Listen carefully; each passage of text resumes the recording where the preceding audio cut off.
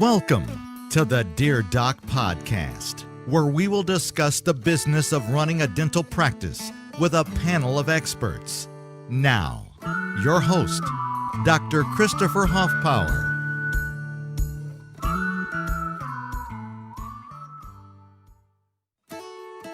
Thanks for listening to the Dear Doc podcast, your source for the business and legal questions associated with your dental practice. Don't forget to subscribe to the Dear Doc podcast on all major platforms. Good morning, TBOD. Welcome again to the Dear Doc podcast. I am your host, Dr. Christopher Hoffpower, and today we are going to be hosting Kinzie Broxson from Dentalogic, LLC. Now, Dentalogic is a kind of a one-stop shop for outsourcing some of your in-office training as well as insurance verification and insurance billing.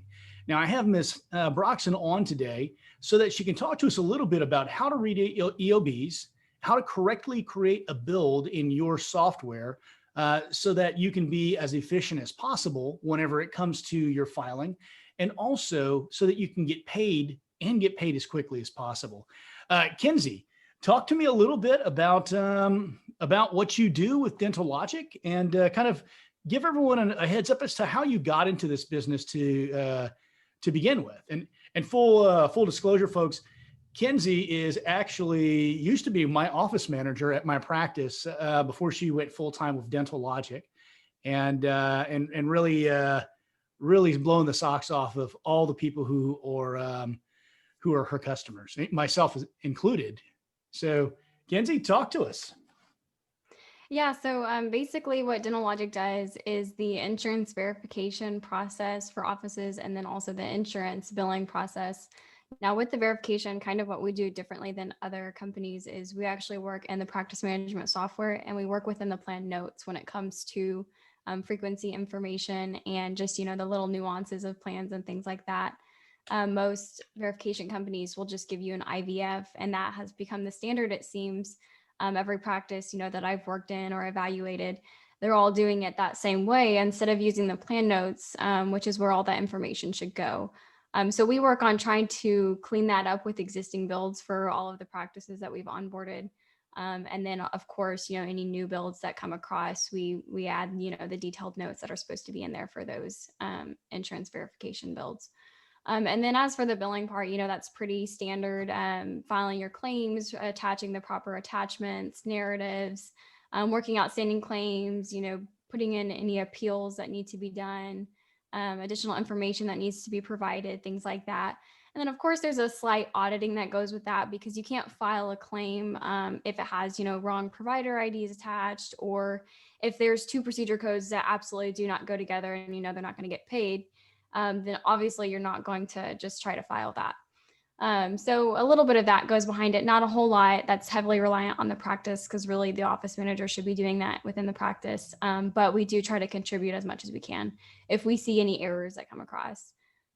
So that's kind of what we do at Dentalogic with the verification and the billing side of things. And the way that I kind of got into this is, as you know, I started out with the training program, the interactive e-learning, all of that good stuff. And I had quite a few dentists reach out and they said, hey, do you offer the verification service? And I didn't at the time. And I just had too many people reach out to not do it, and right. So we just decided, hey, let's expand, let's do the verification and billing. And it's been great. It's definitely been a challenge, not as easy as I thought it was going to be, just because like we talked about earlier, there's just an old way that things are being done, and trying to convert everything to be how it's supposed to be has been a little bit of a challenge and a setback, but it's going really well. And we've been really happy with the clients that we've onboarded so far. Absolutely.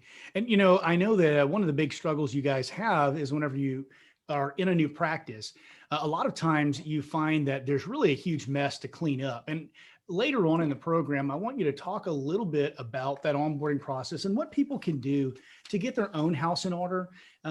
If not to make it easier for whenever they do outsource, or if they ever outsource to someone like Dentalogic or one of the other innumerable people who do verification billing, but also just to make it more efficient for them to get paid. Because frankly, in the end, that's what it's all about, is to actually collect 100% of what you're owed. So from what I understand, you have a couple of EOBs that you wanted to walk us through. I had talked to you about there being a lot of questions about outsourcing insurance and how to read EOBs and, what's going wrong with these insurance plans. So go ahead and I'm going to hand everything over to you. Go ahead and start your screen share so that they can kind of see what you're talking about. Yeah, and with reading EOBs, I have a couple that I'm going to go over, but always remember, every insurance company is different and they use different verbiage each time. So the biggest thing with reading EOBs to truly understand it is to truly understand the insurance company and how they're consistent with their verbiage, and just really understanding that piece, but then also understanding your network status in your practice and what fees you're contracted with. Because if you don't have a good understanding of those types of things, then it can get extremely confusing when trying to read EOBs, because every single insurance company has a different looking EOB. They don't all look the same. Right. But the ones that I pulled, they're not super tricky situations. There's just, some things that you can avoid, like extra time providing additional information if it's really not necessary. And then also, whenever we talk about primary and secondary, sometimes they're not always going to send the letter to the provider. And so that's something that has to be called on in outstanding claims. And, those are the kind of things that we're going to talk about. So let me see. Fantastic. And while you're pulling that stuff up to share, folks, if you have any questions for Ms. Broxson, please go ahead and put them down in the comment section below. And if she has the time to answer all of them, she will. I know she'll certainly try to get to every single one. So please go ahead and start putting those in now so that we can address them toward the end of the show. Okay, so this first one is a Cigna Eob. And a lot of times practices get confused with the allowed amount, the submitted charge, those sort of things, and the approved amount. So for Cigna, they call it the contracted amount. They don't call it the allowed amount or the approved amount.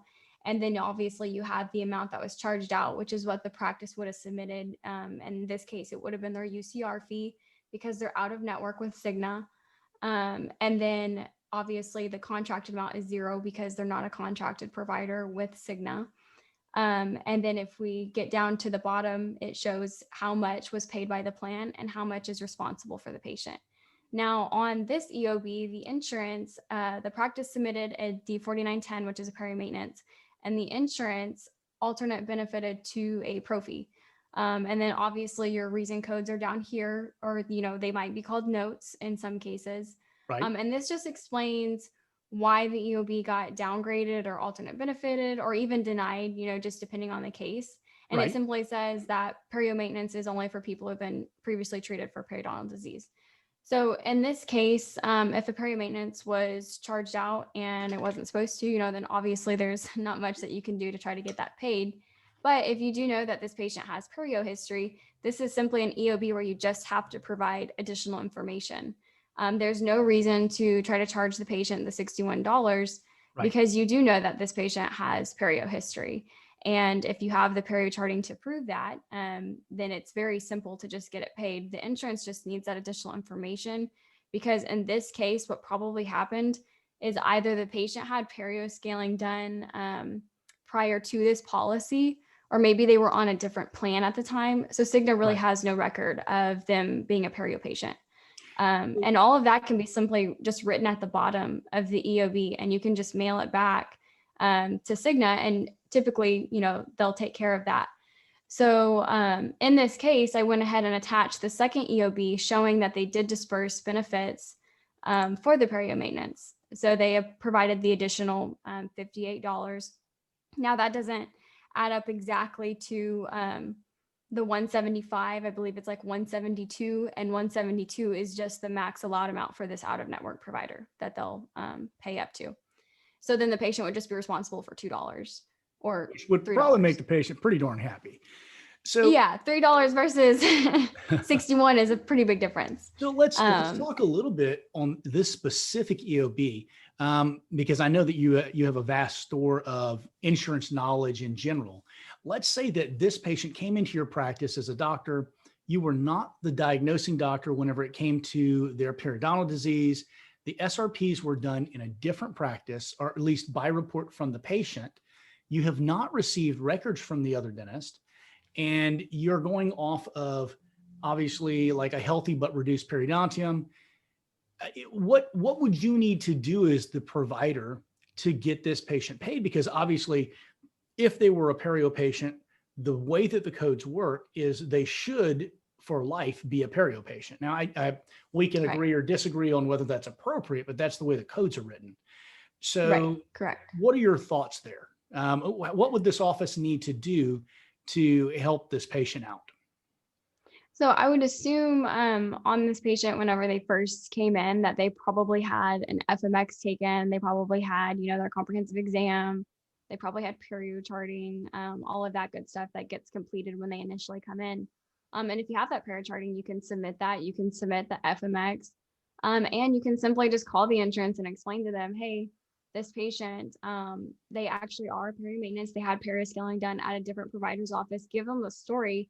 Like, for example, on this case, I know for sure that no additional information was submitted at the bottom. The insurance was just simply called and told they actually are a perio patient because they had perio scaling done 2 years ago, and the insurance paid for it. So not every insurance company is going to ask for like a whole lot of information. And I feel like that's what a lot of people assume whenever they get these cases, and they don't want to spend the time on it. But this one literally takes just a few minutes to get it taken care of. So if you don't have that perio charting information to submit in, then you can at least call and try to give them the background of the story and go from there. And a lot of times the insurance will tell you exactly what they need to get it paid. And barring that, then obviously your first step beyond this would be to send a narrative. And if that doesn't work, your next step would be to actually request a meeting with the dentist in charge. Yeah. So, all right, guys. So that's a pretty straightforward one, but it does involve a little bit of trickiness depending upon if the patient was originally your patient or not. Again, if you guys have any questions about this specific EOB or any questions that you'd like us to cover later, go ahead and drop those down below in the comment section.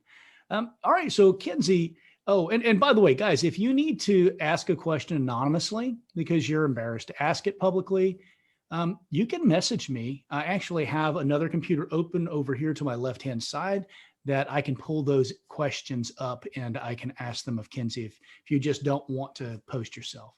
So Kinzie, I know you have a couple others for us, so let's go ahead and jump into the next one. Yeah, so the next one is a Humana Eob, and the only reason why I pulled this one, it's pretty straightforward, but it just shows that they use different verbiage for the allowed amount. So you can see in the Cigna Eob, they called it your contracted amount and then amount eligible for coverage. And this amount eligible for coverage is just saying either they're going to downgrade and this is the amount that you're allowed to charge, or they're saying that you're out of network and the allowed amount that's eligible for coverage is only, the 172, like I was saying earlier. So Fantastic. Humana uses different verbiage. They would say that the allowed amount is what the provider either is having to charge because of the contracted fee, or it could be the provider's out of network and this is the only amount that they'll allow for benefits to be dispersed on. They won't honor the 222 for the perio scaling. They're just going to do the 93, probably because, zip code reasons or, for whatever reason, the employer has it set up to where only so many benefits can be dispersed. So this is one that just shows different verbiage gets used with each EOB. So you can't really get familiar with Cigna and then assume that everybody's going to be like that. You really have to learn each one. And then obviously here's the reason codes again, and it just kind of goes over that this is a non-participating provider. Charge exceeds the fee schedule maximum allowable. So again, this provider's out of network. And so this is the max that's allowable for this procedure code. So the patient is responsible for the difference between these two fees. Excellent. Now, before you get into what looks like in the background here, my absolute favorite MetLife, actually, you're not a medical list, my least favorite, but we actually have a question from one of our members here. Dr. Tucker says, I've been dealing with PNR Dental Solutions who seem to deny most buildups unless there are unless two cusp on molars and one cusp on a premolar are actually missing. I don't see that as the definition of buildup in the CDT codes, though. Is there a way that we can fight this? So my first question would be, what are the claims guidelines? Because that's really important with filing claims and when something's going to be covered. For example, kind of like what I talked about in the beginning, you really have to understand what each insurance company does, because Cigna, for example, most people know that if there are 4 more missing teeth in an arch, they're most always going to downgrade or alternate benefit the implant to a partial. It's just a standard. It's a guideline that they have. There's not really much of a workaround with it.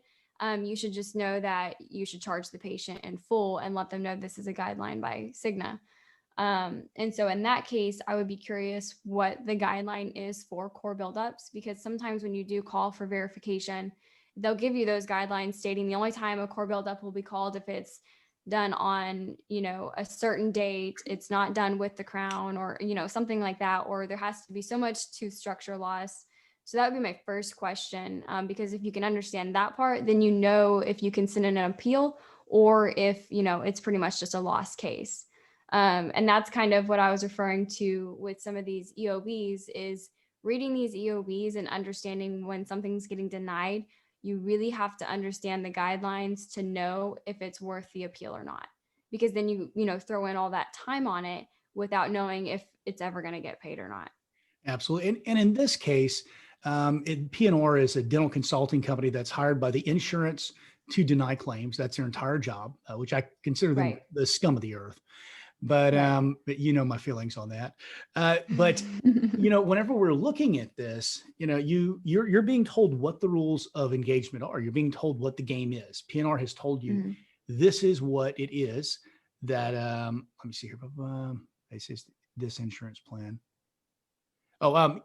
Brian says whenever he is speaking with the consultant, they say that that's just this insurance plan or plan within this insurance carrier that is picked.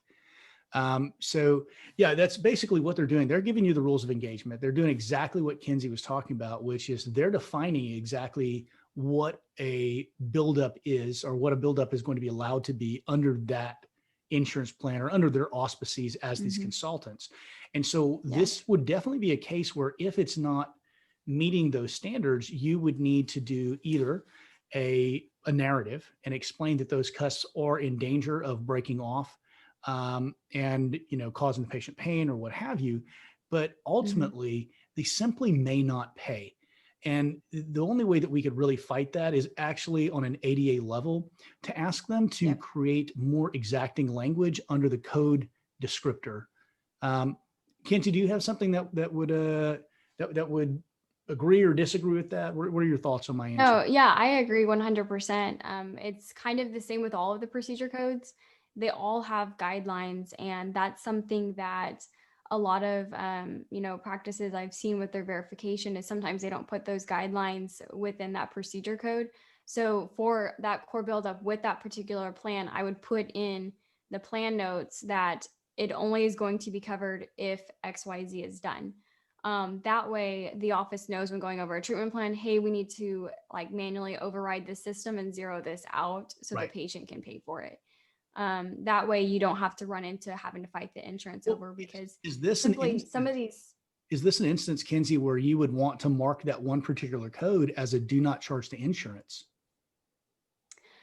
You can do that, but sometimes that'll just standardize it for all of the plans. So if you marked it as do not bill, then, it would just come across for each patient that needed it. If you had Cigna, MetLife, Humana, all those different insurance companies, and then the different plans beneath those, then it's going to not bill for all of them, because it's doing it for the code in particular. Fantastic. But you can do that on the claim. So if you, I know for sure in Open Dental, if you have a claim with a core buildup on it, you can select for that particular claim for that patient's account, do not bill to insurance if you want to do it that way. Fantastic. Brian says, thank you so much for answering. Guys, if you have any more questions, please don't hesitate. Go ahead and drop them down below. Kinzie, actually, I can tell you from personal experience, she lives to answer these questions and lives to find ways of making the insurance pay for things that they should pay for when they won't. So I know you have a couple more EOBs there. Yeah, just one more that I was going to go over with MetLife. And again, this is what their verbiage looks like at the top of the EOB. They use the term allowed amount, and sometimes approved amount gets interchanged as well. But for this particular EOB is really interesting because this patient had 6 implants done, meaning they're going to have 6 implant crowns done afterwards. This one's from my office, if I'm not mistaken. I think I know which patient. Yeah. This is the one where they didn't pay and then they came back and they paid more. I had to refund them like $5,000. Yeah, that was crazy. Yeah, you had to refund them $5,000. I meant to ask, what was their limit? Because I thought their limit was only $5,000. It was $5,000. Their maximum, their max was 5. Got you. I misremembered. So usually you wouldn't have to like worry about the implants and the implant crowns with this case at all, because it would typically it's $1,500 calendar year max. But this one he had 5,000, so got to do what you got to do. Absolutely. But on this patient, 3 of the teeth were extracted on the plan, and 2 of the teeth they didn't have a history of. MetLife did not. And this patient has a missing tooth clause. So obviously they're going to be asking for extraction dates of the other 2 teeth, which actually they didn't pay for 3 of the teeth because I guess they didn't recognize that they had a history of one of them. And so, a discussion was had there, and the date was given for that one because it was in the practice management software. But anyways, so they ended up paying for that 3rd tooth. So 3 implants got covered. Well, with the $5,000 calendar year max, that still wasn't enough to max him out to be able to give him a full refund of what they paid. And so basically, after looking at this and seeing that they want extraction dates for the other 2 teeth, and the patient, he doesn't have the extraction dates, all of that, you don't have to go through the trouble of trying to talk with the patient, talk with another provider's office that extracted the teeth to get extraction dates, when most likely it's probably prior to the patient's policy, especially if when the effective date is pretty recent, then you really know that the extractions are probably done way before. But the good news is, knowing that he had implant crowns, there's really no time to waste on any of that, because the implant crowns are going to be covered. So he's going to max out with the 3 implants, the 3 implant crowns.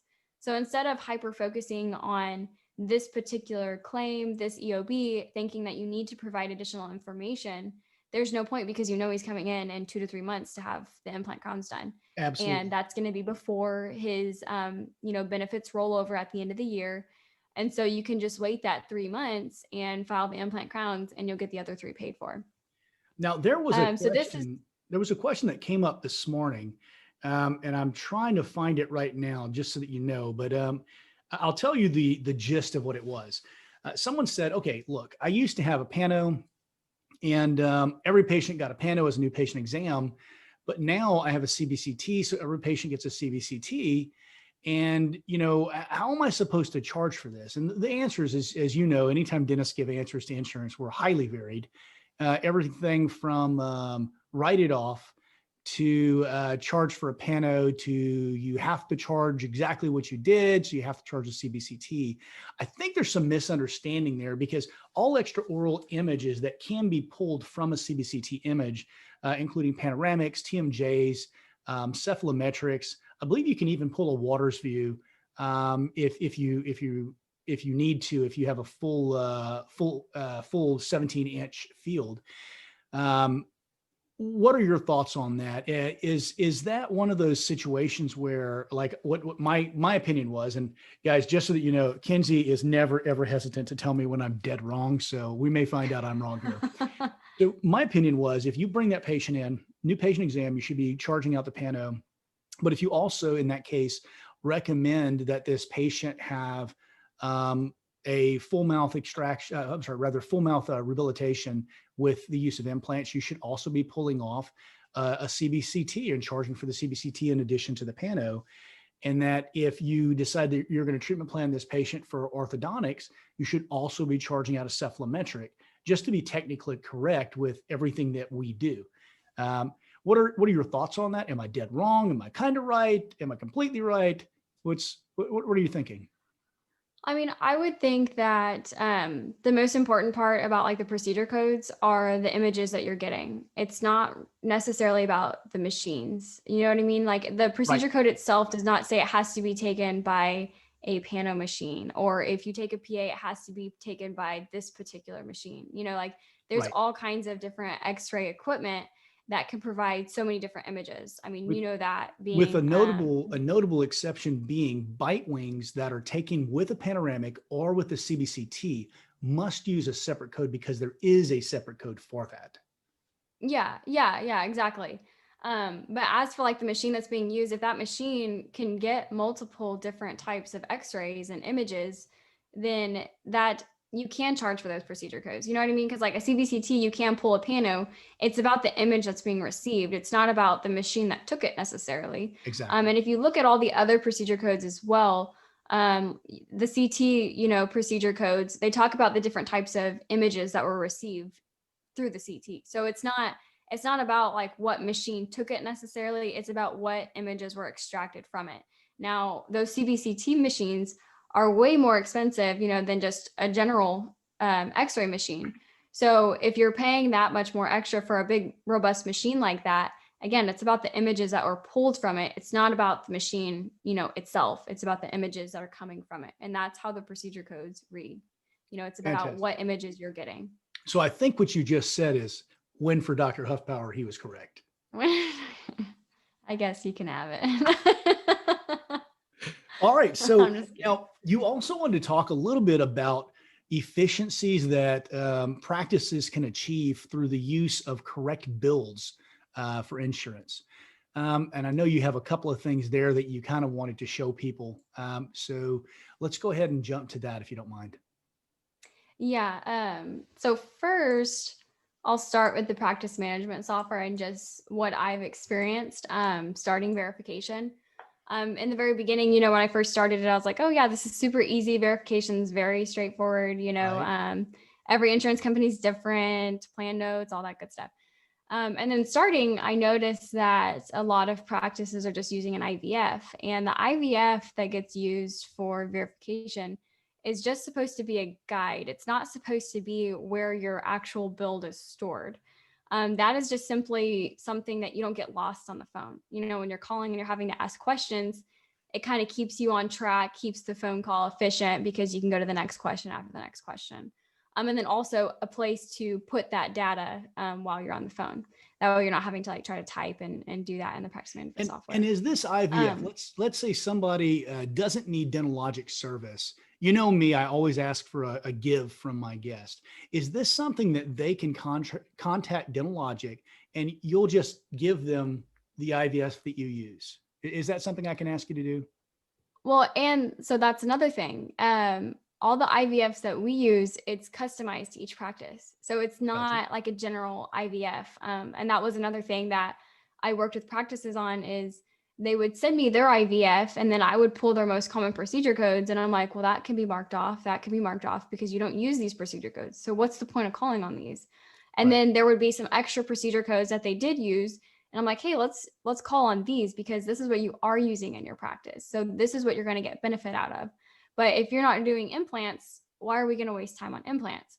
So, and it's not a standard IVF. There's not a standard IVF out there except for if you just want, percentages and frequencies and things like that. But really what you need to do is pull your most common procedure codes and then create your own IVF and see what you're doing most common in your practice. And that's really going to help your team be able to go over treatment plans because when those procedure codes come across, they know they already have the data for those procedure codes versus having a lot of detailed information with nothing to do with it.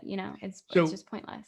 So before I let you dive in completely into explaining verifications and how the build should be created, which you actually kind of did a good job of telling them just now, there is a doctor here who is saying, I had a patient recently who got approved for 6 anterior crowns.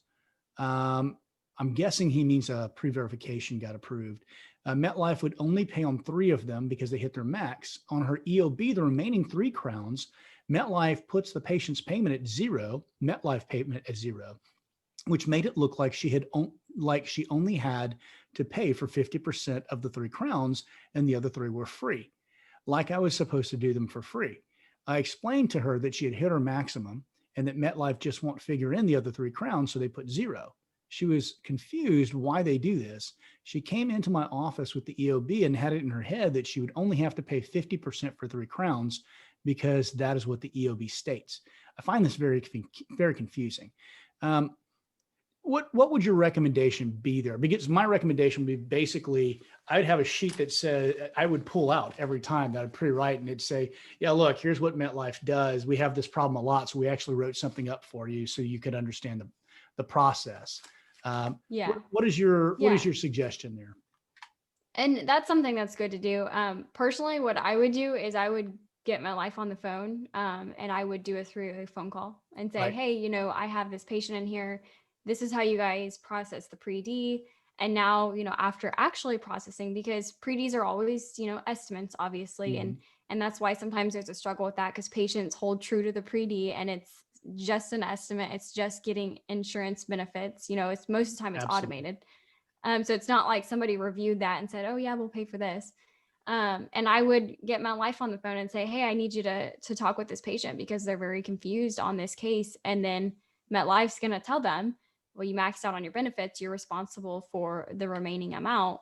Then she has not only, the practice telling her that, but also MetLife, there's 2 people. So there's really no way that, she can't say, oh, well, MetLife said this because you have them on the phone. So that's the way that I would handle it. And I found that, sometimes it's really useful because whenever you get the insurance company on the phone yourself and do a 3-way phone call, there's not the, well, I called the insurance and then she says, well, I called the insurance. You just really get rid of all of that miscommunication and the he said, she said type deal. Now, I will say the one time that I would disagree with you is if it's a disallowal, you never want to get the insurance on the phone then because they will tell the patient that they know nothing. They are usually wrong because of state laws, but that would be a very bad idea to do. Yeah, not a disallow. I wouldn't call on that one. Something that's pretty straightforward. Like this case is pretty straightforward. Like it's pretty simple to say, yeah, you owe this money because you had 6, crowns done. Only in a case like that, or if it was something that was maybe a denial because of an alternate benefit or a downgrade, they didn't understand something like that. Then I would say, well, this is a guideline on your plan. So let's call the insurance and I'll have them let you, tell you that. Excellent. And again, if you are dealing with disallowals and you're having some difficulty, the reason that I suggest printing something up and writing something up that references state law or references a specific policy beforehand is because when you just tell a patient something, their mind is going to say, oh, well, this guy might be lying to me or this person might be lying to me. They're making this up on the spot. When you have something that's already pre-written, they see that it's enough of a problem that actually very elegantly pushes the blame to the insurance company rather than to your team or to you yourself. So as we're covering the rest of this, talk to me a little bit about what you find a lot of times whenever you get into a practice about the way that a verification build has been done, or even if it's done correctly, how it's put in the wrong place and it causes inefficiencies. All you.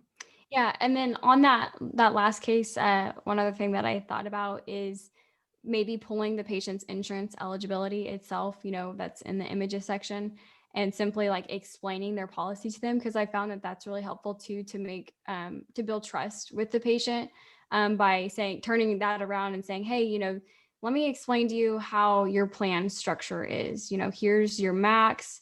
When you have so many, they only pay a percentage of so many procedure codes. And then once you hit that max, I'm sure that was all done, but actually putting the paper in front of them or turning the screen around and showing them their insurance plan that was received from the insurance company, that's sometimes helpful too, because then they're like, wow, thanks for explaining that to me. No one's, explained my plan to me. So that's another thing that you could attempt as well. That might not take as much time as calling the insurance.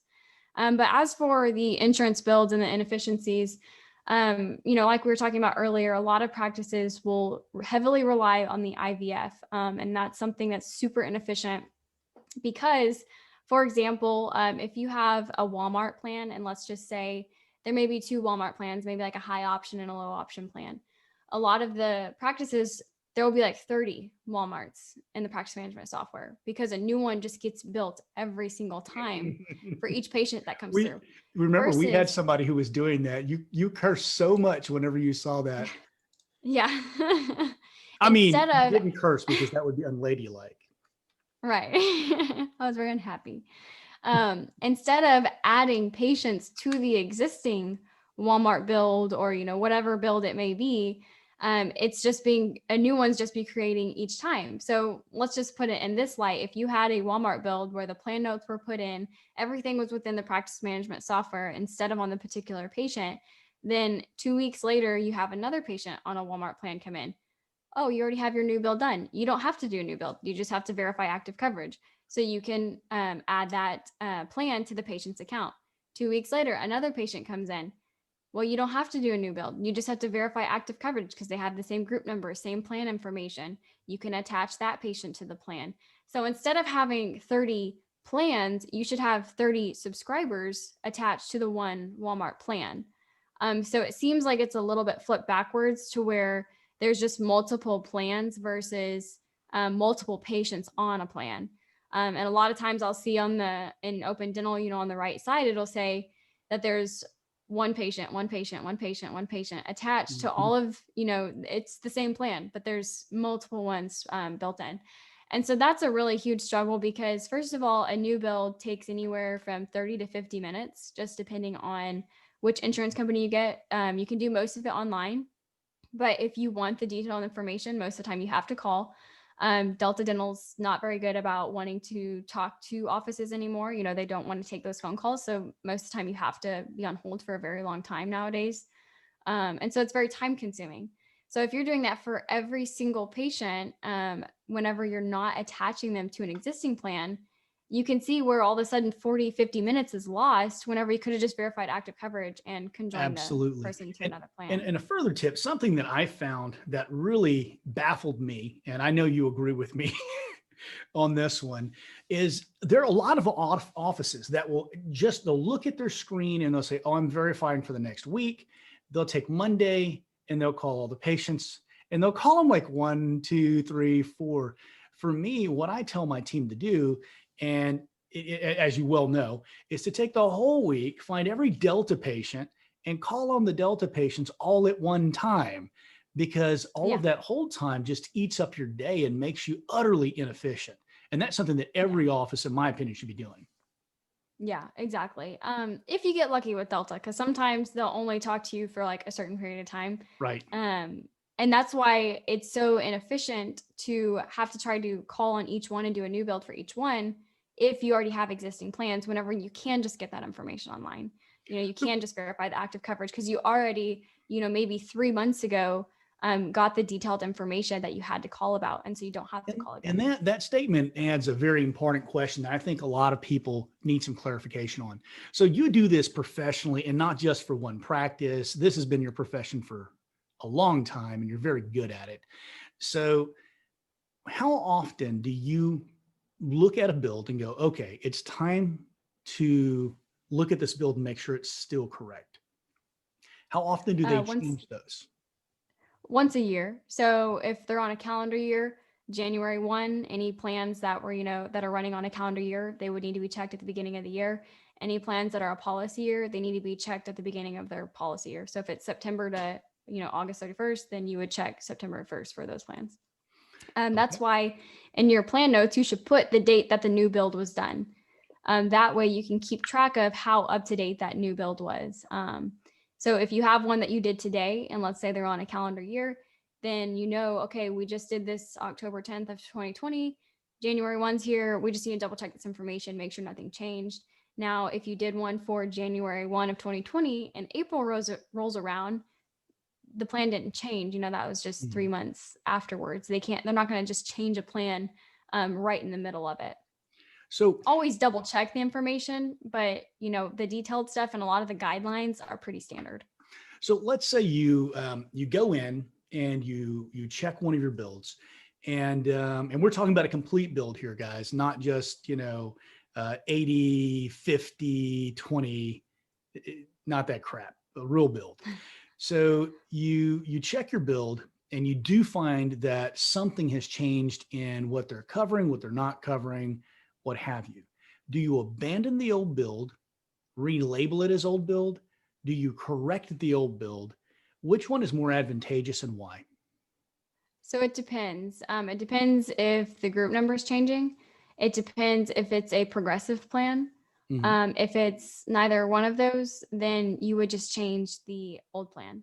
So And the reason I say explain the that, progressive plan, because I know what you're talking about, but I know some dentists are not going to. so first we'll start with the like just changing the existing one where it's not a progressive plan. It's just a plan that maybe the max went up to $2,000 instead of $1,500 or something. Okay. That type of plan, you may have like 30 patients attached to that plan. So at the beginning of the year, if you update it with the first patient that comes in on that plan, it updates it for everybody attached to the plan. So there you've already knocked out 30 other people that are going to come in throughout the year, and you don't have to worry about updating their plans as well. It's redundant work whenever, there's multiple different plans built in and you're having to update each one when they come in. If they're all attached, any updates you make to that group number where something just, increased or decreased on the plan, then it changes for everybody. Now, Okay. if it's a progressive plan, you don't want to change the existing plan. You want to create a new one, because the way that those plans work is usually it's a year 1, year 2, year 3 type plan. And as the patient is, coming in for their routine cleanings and as they're staying on the policy, once they hit year 2, usually their benefits get better. So they may start out with, let's just say, a max of $1,500 or something. Right. Year 2, they may increase it to $2,000. And then year 3, they may increase it to $2,500. So some of these patients, their effective dates may be in different years. And so that means that some patients may be on the year 1, and then some patients may be on the year 2, even though they're on the same plan. Mm-hmm. So that's a case where you would not want to, change the existing build, because it is a progressive plan. And so it is changing by the years, So, if that and makes one sense. of the things to note about that becomes very important is that even within the same family, you can have somebody who's been on the plan for several years, and let's say they get married. All right. Well, then the wife may be on a different version of the plan than the husband. So you need to really watch that, guys. And this is one of those Yeah. things that can really, really make you have a bad day. So I'd Yeah, suggest exactly. following what Kinsey's saying here. And then if there's like a high option, low option plan, obviously, sometimes those don't have subgroups for you. Sometimes it's the exact same group number. You just have to recognize sometimes that there's different maxes and different percentages, but it's the same Right. group number. And then asking the insurance, is this a high option versus low option? Because sometimes they don't come out and say that right away. And can You just have can to you label identify what's those? coming across. Can you label You those what? and let's say open dental and say Yes. MetLife group number high?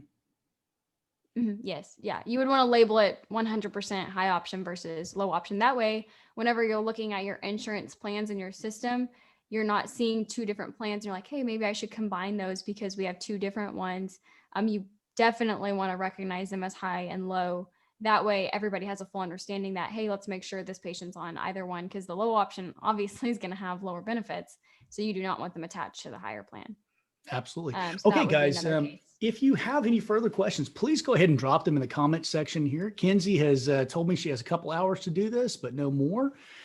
So if you don't mind, put any questions you have in now so that we can get to them before the end of the program. Now, Kinzie, as we're waiting for any other questions that might pop up from stragglers, have we finished with what you wanted to present today before I put you on the spot and have you talk about your company? Well, do you want me to show? I have something for like open dental, the plan note section, like what I'm referring to. Do you want me to show Fantastic. that? Yeah, please. Okay. Let's see.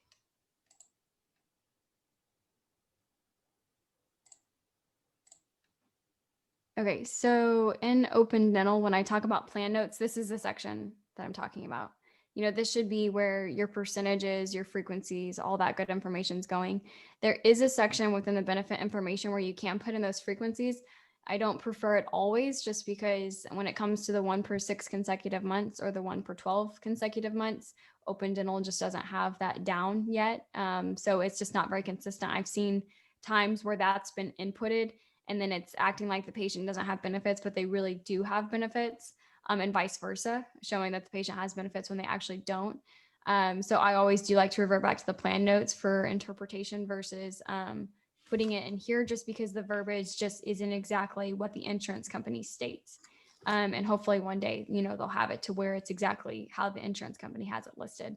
And they do have like the 2 per calendar year, the 1 per 36 months, for, or 1 per 3 years for Pano and for cleanings and exams and things like that. So you can input that information, but again, sometimes it's just hard to rely on the particular verbiage that's being used in open dental, because I have seen it cause issues on treatment plans. Okay. But whenever we talk about the plan notes, it's simply right here. And then whenever you do a new build, you would obviously build it into the system, put the employer information, group name. And then if a patient's coming and they're on this existing plan already, there would be no point in building a new one. You would do pick from list. So you would choose from your existing insurance plans list, and then you would add them to, the particular plan that they're on as well. And then any subscriber notes, this doesn't show in other people's plans if they're attached to the same ones. This is where you can put, waiting period information, or just anything that's particular to this person.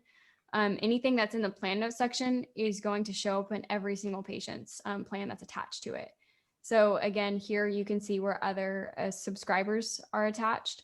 And so if there were 5 subscribers attached to this plan, you would see the number 5, and then it has a list of the patients that are attached as well. Doesn't show the subscriber note section, but it does show the plan note section, this section, and then the benefit information section. So that's really important to have this, because this is where your frequencies, your detailed information, all of that should go, versus scanning it into your images section. And that way, every single patient attached to this can have it updated, because the images is not shareable. It's particular to that patient. So that information does not get updated. Your IVF should be a guide. It shouldn't be your sole build. It should just be a guide for the phone call. And then you should build it into the actual practice management software. Okay, fantastic. So we haven't had any more questions come in. So I'm going to have you talk to us a little bit about, first of all, I know you have a big webinar that's coming up soon here that dentists can actually have their front desks and their assistants, anybody they want, really, their grandmother, maybe not their grandmother, they can watch this and they can actually learn a lot of what Kinzie is talking about right now, and frankly, a lot more information. And you actually have a training program to help offices that don't want to outsource, don't you? I know you guys are launching that sometime really soon here. So talk a little bit about that.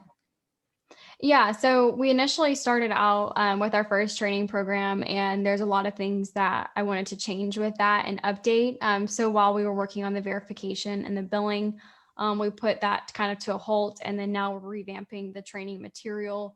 That way it can be given to people who don't have any dentistry knowledge. If you wanted to hire, somebody that doesn't have any dental experience, this would be something that could aid them in having a new career within dentistry. And, a lot of times with that also is you can find someone that maybe is pretty business savvy. They're good with numbers. They're good with accounting, finances. They can really learn insurance well.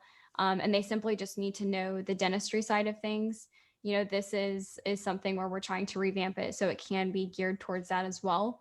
And so we'll be coming out with that here shortly. And so we're really excited about that, because I know it'll be super helpful for a lot of offices if they want to try to do insurance themselves, or if they want to try to hire someone to do insurance for them and they need to just teach them dentistry, just multiple different things. And then if you do want to outsource, there's an option for that too. That way it gives the doctor an option and they don't feel stuck. Fantastic. Now, I know that in the past you had developed, so in all honesty, I had developed with you a system by which people could have their employees, their team members, take a test, and they themselves could take the test to identify just how much training they needed to really get up to the highest level of training in this. And I know you're going to be reintroducing the IDL, or the Index of Dentalogic, at some point in the very near future here. When can people be looking forward to that? And will it be a free service still? I know that you guys were paying a good bit to host that. I think that's still in discussion, just because the first time we came out with it, it was definitely a beta just to see kind of the responses that we got and to see the scores that we got from it, and just to see how many people were interested in taking it and whatnot. So I think that's still in discussion on how we're going to roll that out, if we're going to do it to where there is a slight charge to it, because it is expensive to try to host something like that. But I definitely think maybe in the next 1 to 2 months, we'll have that ready to go. That way practices can start using that tool again. And we got a lot of good feedback from the first time around. So now we have a little bit better of an idea of how we really want to roll it out this time. But yeah, I think it's definitely something that's super useful, because a lot of the scores that we did receive, I even had some consultants take it. That was pretty funny when the consultants took it.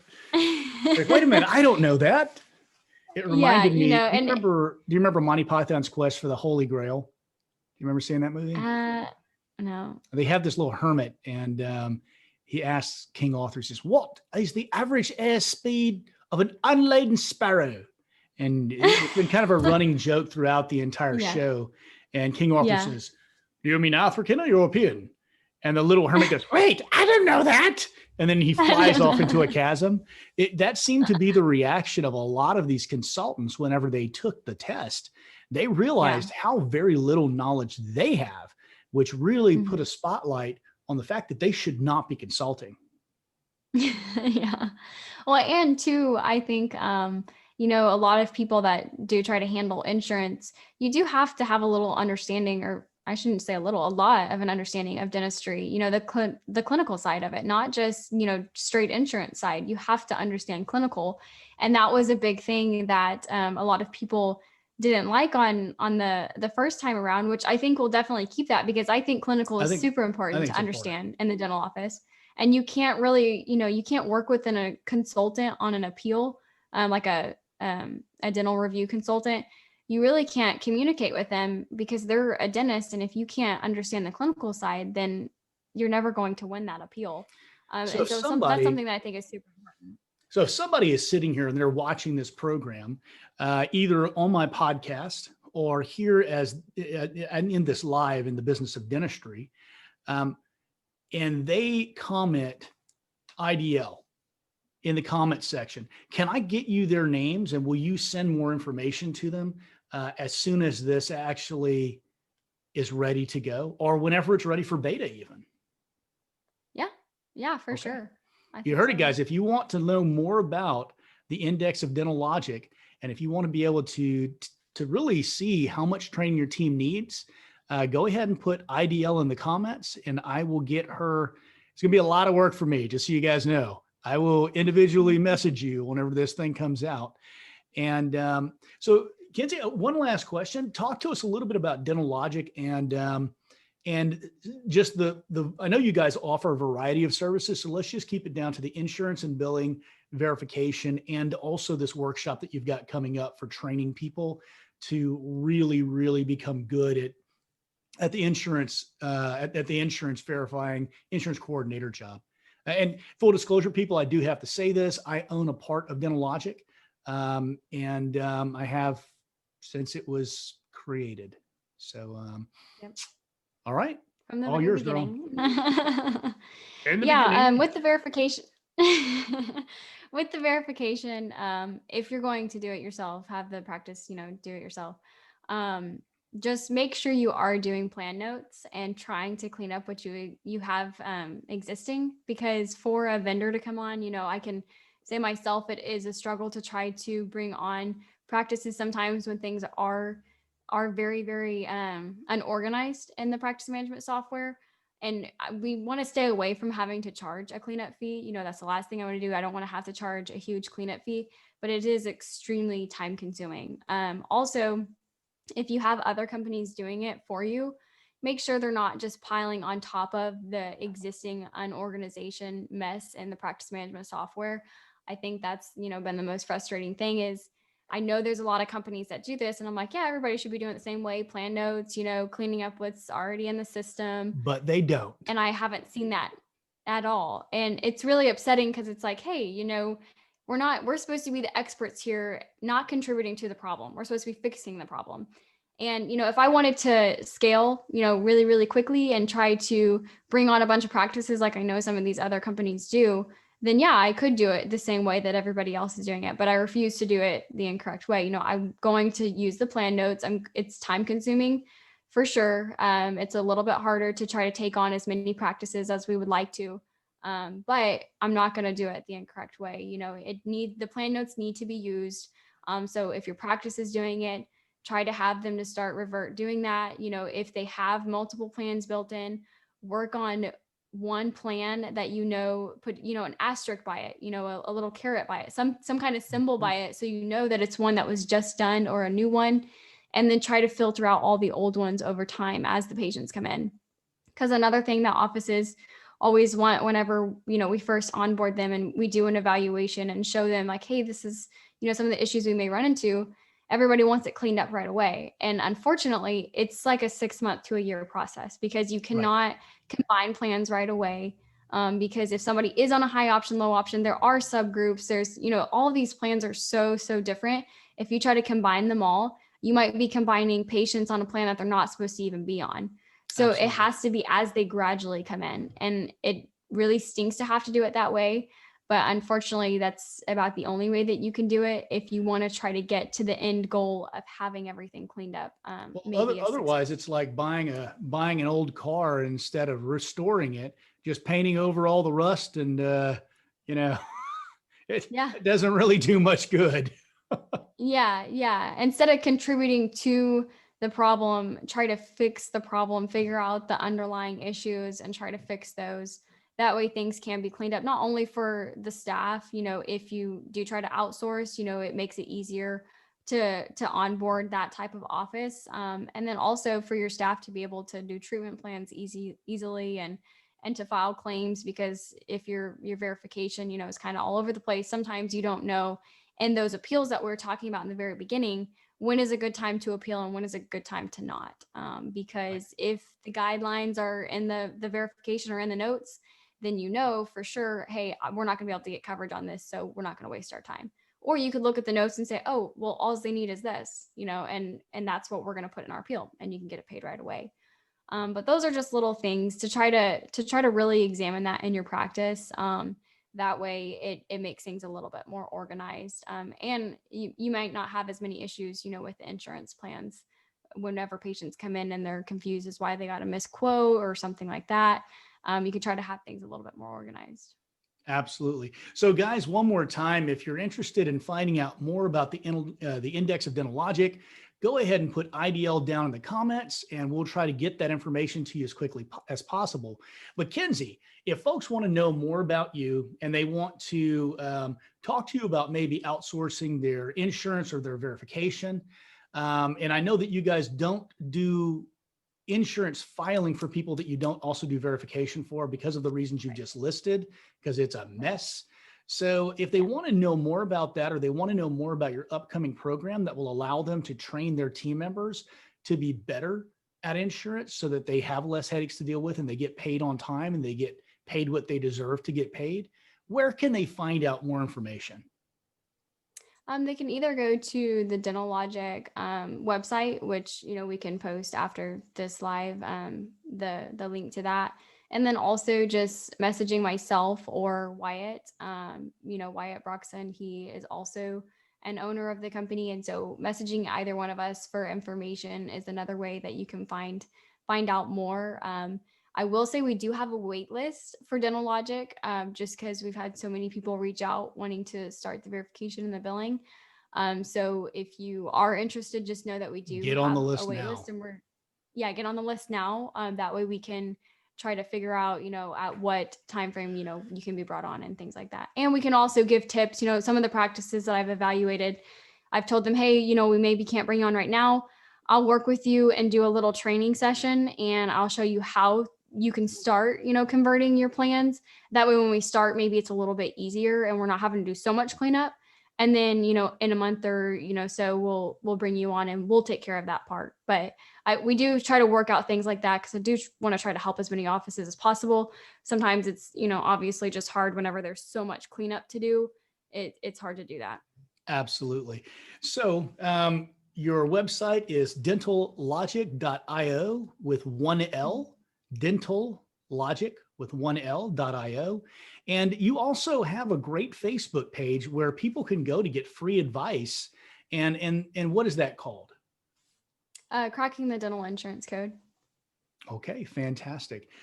Wonderful resource. I've had some questions of my own answered there, so I'd recommend everybody become a member if you actually want to know something more about dental insurance. And if not, well, avoid it like the plague, because you'll learn something whether you like it or not. Yeah, there's a lot of stuff in there. Absolutely. So Kinzie, thank you so much for joining us today and giving us an hour of your time. And for the rest of you, you have now wasted another perfectly good hour of your life listening to the sound of my voice drone on. I hope that you've learned something for your efforts. Thank you, as always, for supporting the Dear Doc podcast. And I hope that you have an absolutely fantastic day. Thanks for listening to the Dear Doc podcast, your source for the business and legal questions associated with your dental practice. Don't forget to subscribe to the Dear Doc podcast on all major platforms.